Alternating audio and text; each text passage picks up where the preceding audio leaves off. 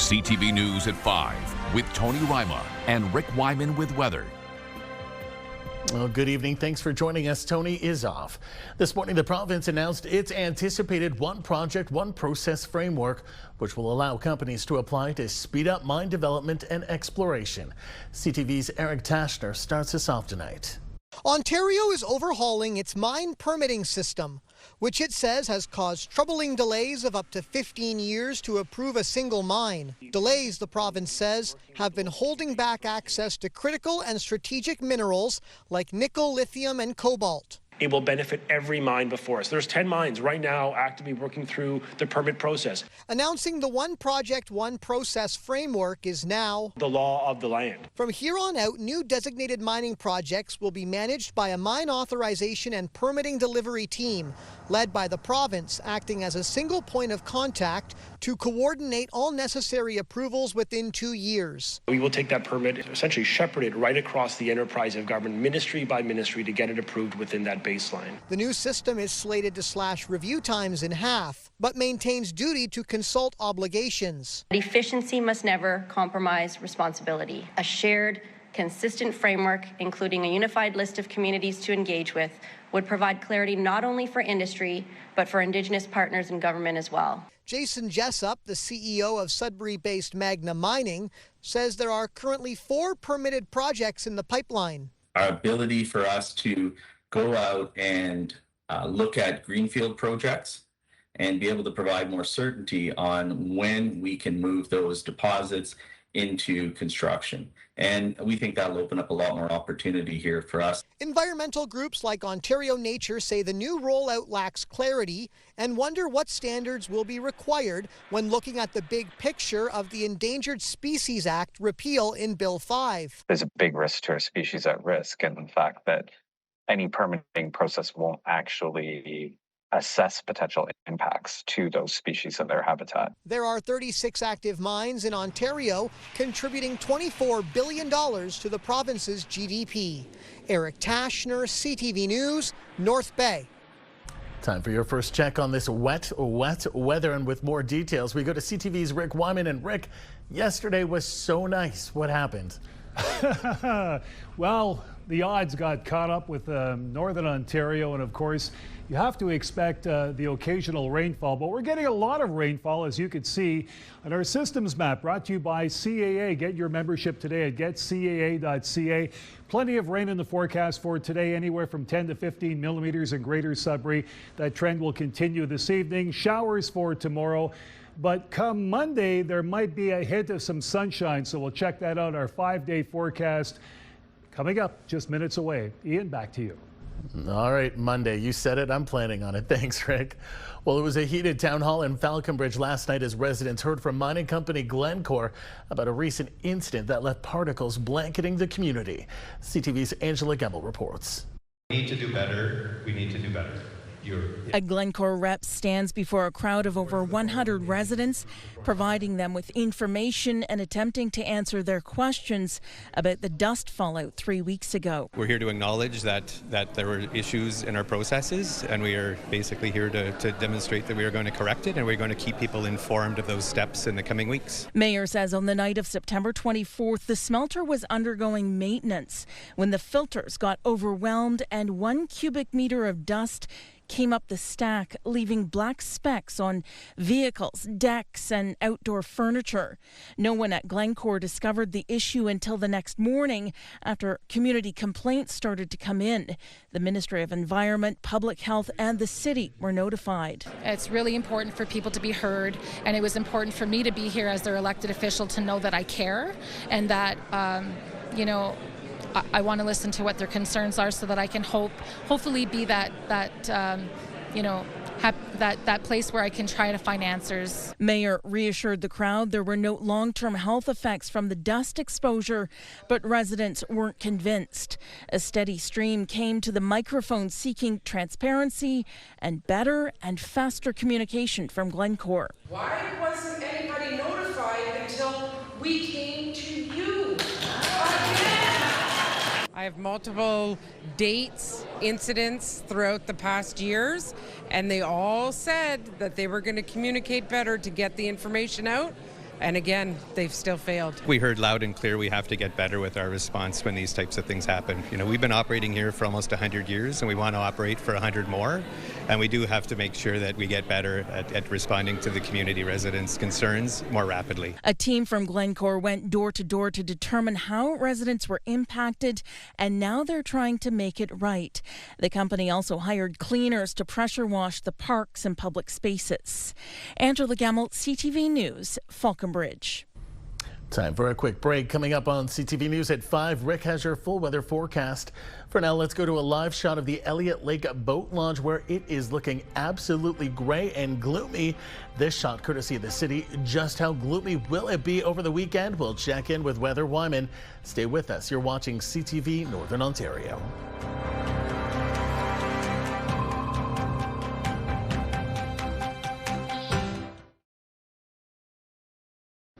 Oh, you know the song. Everybody's working for the weekend. Loverboy, Mike Reno. Yes, this is what it's all about.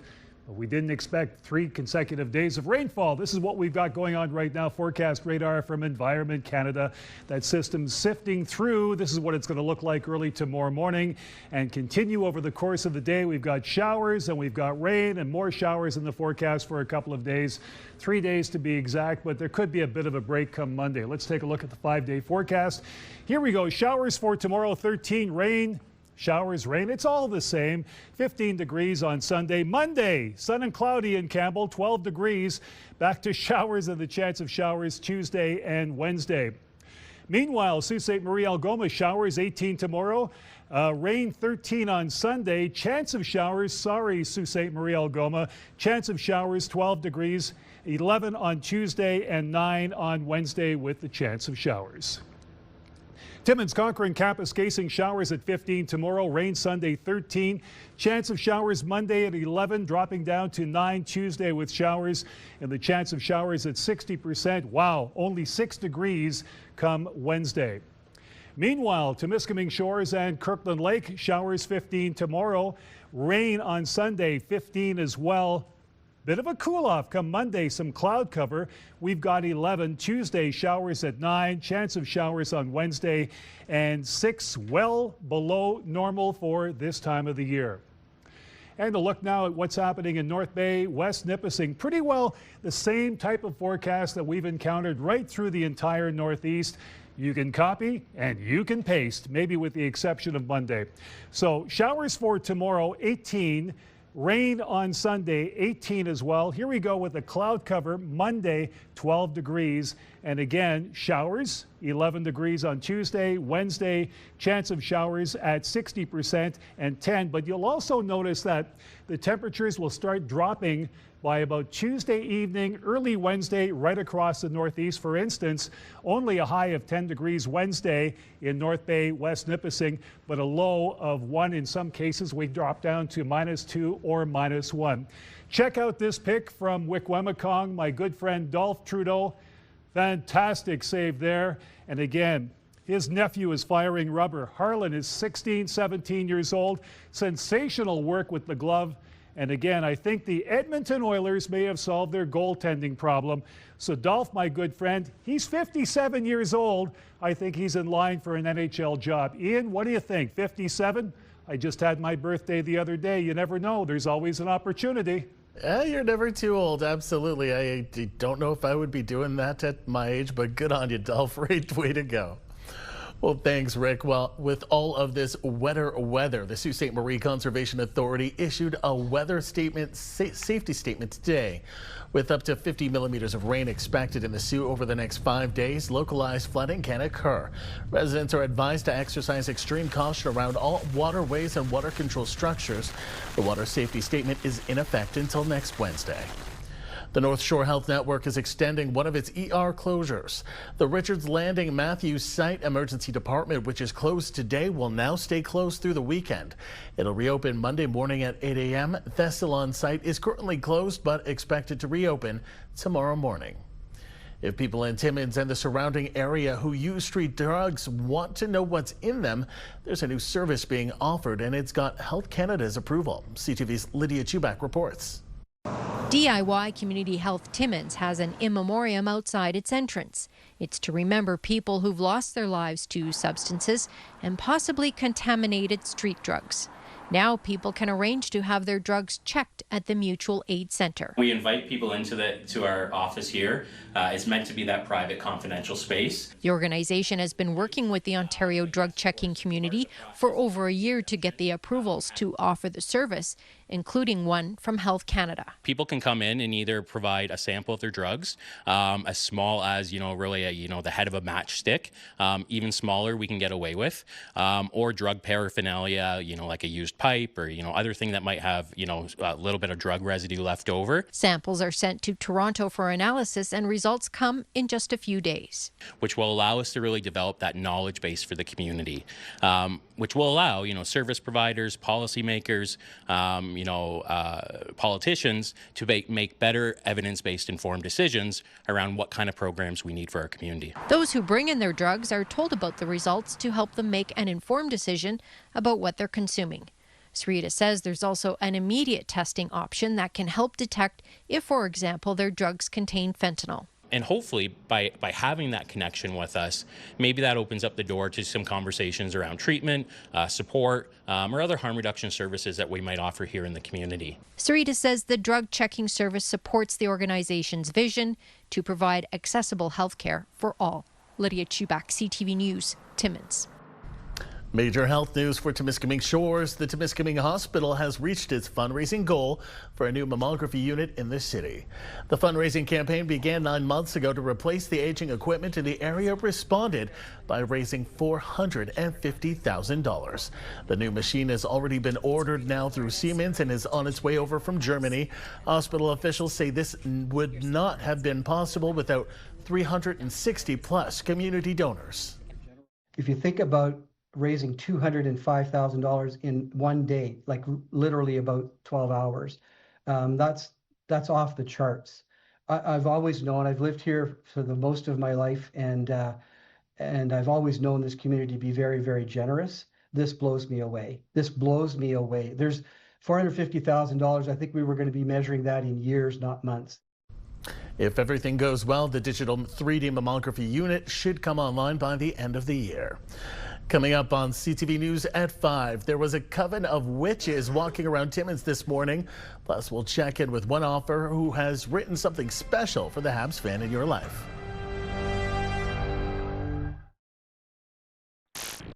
Hockey This Week is brought to you by Rastall Nut and Bolt Company.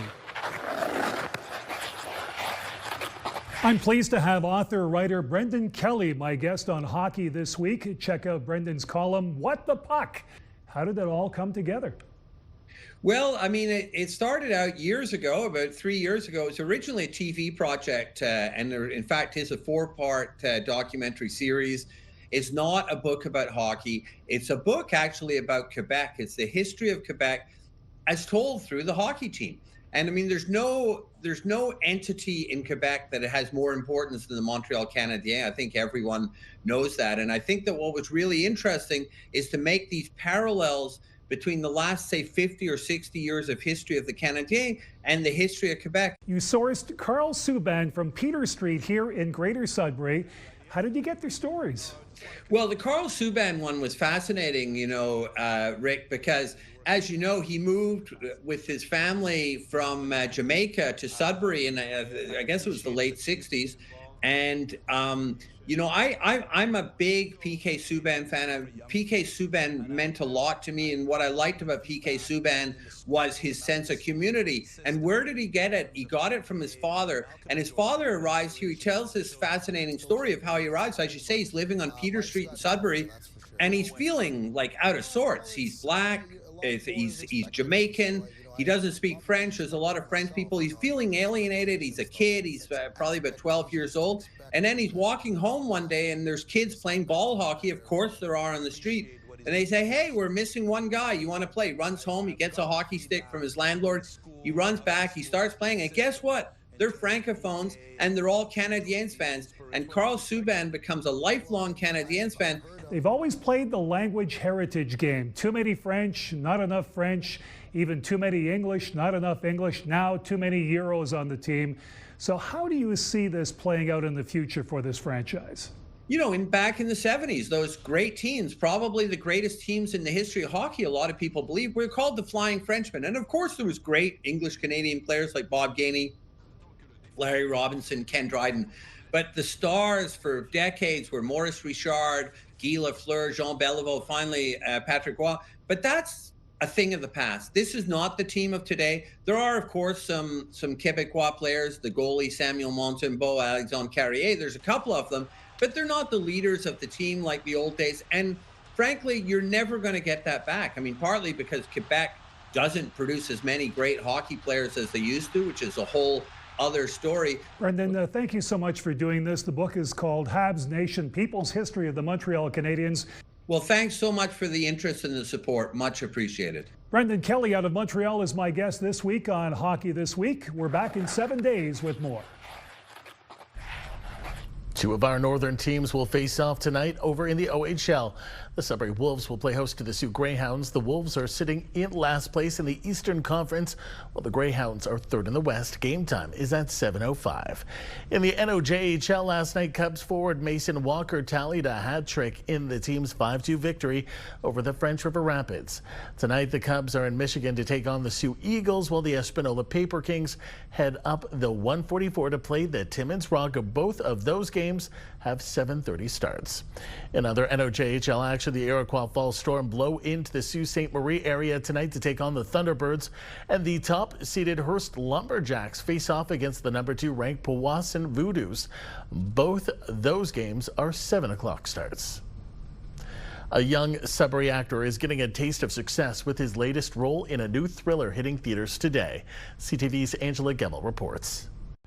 This floating face is Sudbury actor Chase B. Robertson. It's just really, really scary from what I filmed. The 12-year-old plays a pivotal role in Black Phone 2, the sequel to the 2021 psychological thriller starring Ethan Hawke as the villain known as Grabber. There's a lot of jump scares from the other actors that I think are really gonna terrify some people. The movie role is a major break for Chase, who's been working at his craft for the past 5 years. He caught the acting bug after taking classes from That Creative Loft, where he continues to get coaching. I actually remember his first class because he wasn't shy. He was so kind and just eager to learn.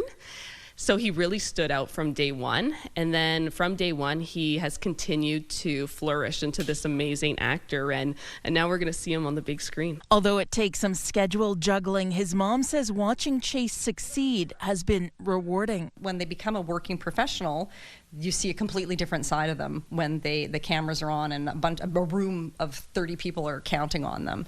Whereas when they're out playing soccer or baseball, they're still sort of just a kid. I think it's just fun, just seeing yourself on the screen and seeing other people inspired by the media that you've produced. Chase says he has his sights set on acting on television next, but for now, he'll be watching Black Phone 2 on the big screen tonight with his family and friends.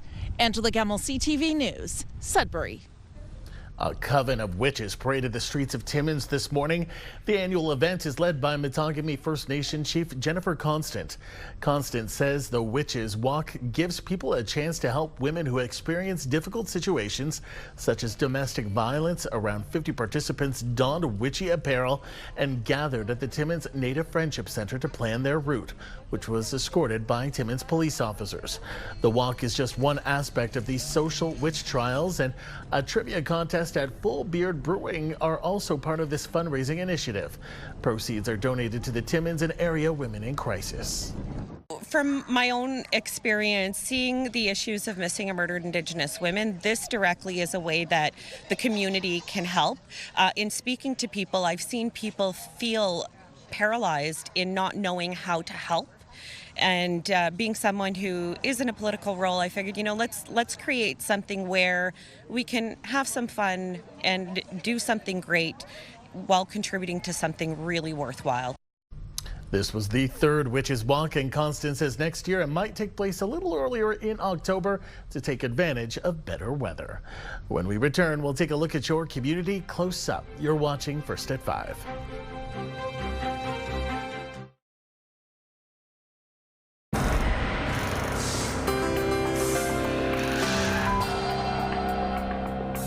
Time now for a look at your community close up. And for that, we begin in the great town of Kirkland Lake.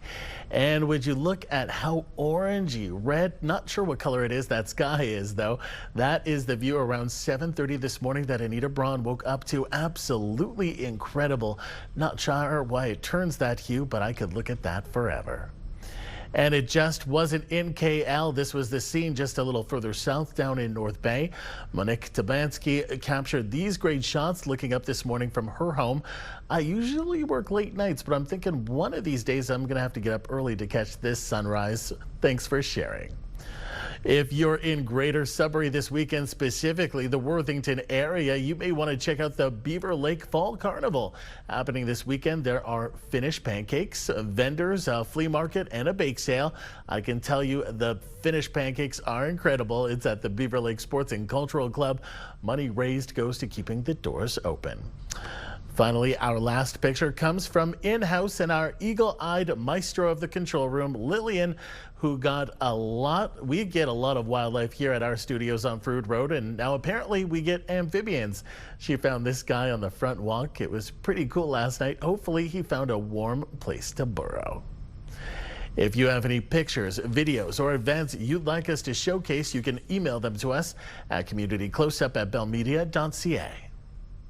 The Sudbury Classic Cruisers Car Club had a busy afternoon yesterday handing out donations to several causes in Greater Sudbury. It's an annual initiative that raises funds for organizations like the Infant Food Bank and Independent Living. Well, it's from all our donations from our car show we had in August, and then all our supporters and everything, and that's how we end up getting all the money to give out to all the charities. Lots of charities will be benefiting from that generosity. Great news indeed. There is more news for the North coming up at 6. For now, continue watching as we hand things over to CTV National News.